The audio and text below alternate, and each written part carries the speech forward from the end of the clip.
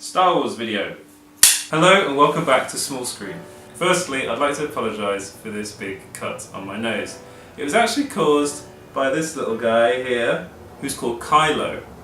And he's given me a Kylo-esque scar on my nose, which actually brings us quite nicely on to our topic this week, which is Star Wars. So in honour of May the 4th, I thought it was about time to offer my Star Wars rankings from worst to best. I'm pretty sure that you all have very different Star Wars rankings, and these are my personal ones, but feel free to offer your own ones in the comments below. So let's get started. So coming in 8th place, we have Star Wars Episode 2, The Attack of the Clones. I'll have to admit that it was a pretty close run thing between Episode 2 and 1, but I decided to give my Star Wars Razzie Award, to Attack of the Clones just because it's the worst film. It has that awful sound line from Hayden Christensen. I don't like sand. It's coarse and rough and irritating, and it gets everywhere. More of Jar Jar Binks and less of Darth Maul. In fact, it has no Darth Maul in it at all. Then in 7th place we have, yes you guessed it, Star Wars Episode 1, The Phantom Menace. It was just a bit of a disappointment after having waited for so long. We got The Phantom Menace.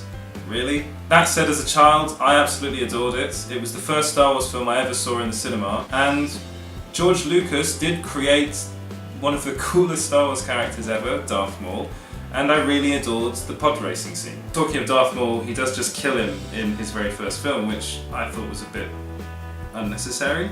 But thanks to the Star Wars animated series, we actually find out that he survived, and then he's got a whole lot more interesting stuff to do afterwards. So in 6th place we have The Revenge of the Sith. This is arguably the best film in the Star Wars prequel trilogy, but that doesn't necessarily mean that it's a good film.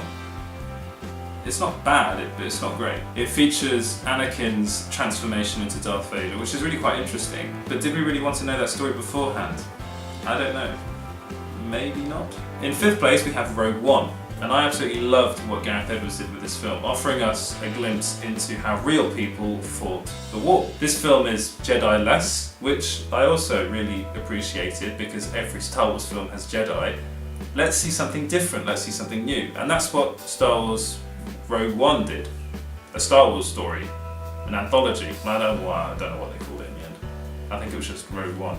That said, it didn't quite capture the magic of the original trilogy or The Force Awakens, but it's still a fabulous film. Coming in 4th position is Star Wars Return of the Jedi. I'm going to have to admit that Return of the Jedi is probably the worst film in the Star Wars original trilogy, but it's still a great film, which is why it's in 4th place.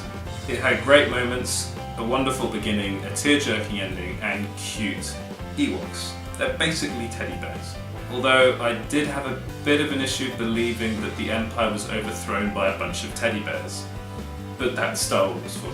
So now it's podium time. The best 3 Star Wars movies ever made, in my opinion. And in 3rd place we have The Force Awakens. J.J. Abrams hit a home run with this film. He brought Star Wars back into the cinemas, which is great, but he also brought it into a new area. Although covering the kind of same areas that we've seen before, but he's given us new characters in Finn, Rey, Poe, and Kylo Ren. Hey Kylo. And also, he offered us something visually different.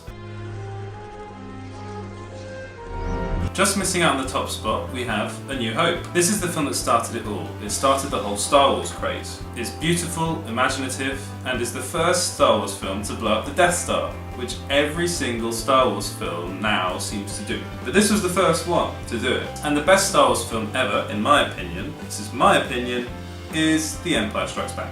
I am your father. If that moment isn't in your top 3 cinematic moments of all time, then you can't call yourself a Star Wars fan.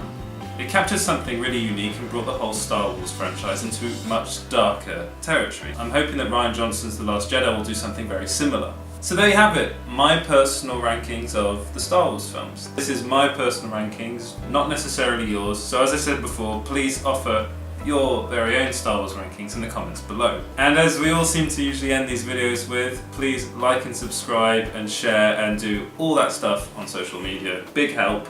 And I'll see you in the next video. May the Force be with you. Darkness I sense in you.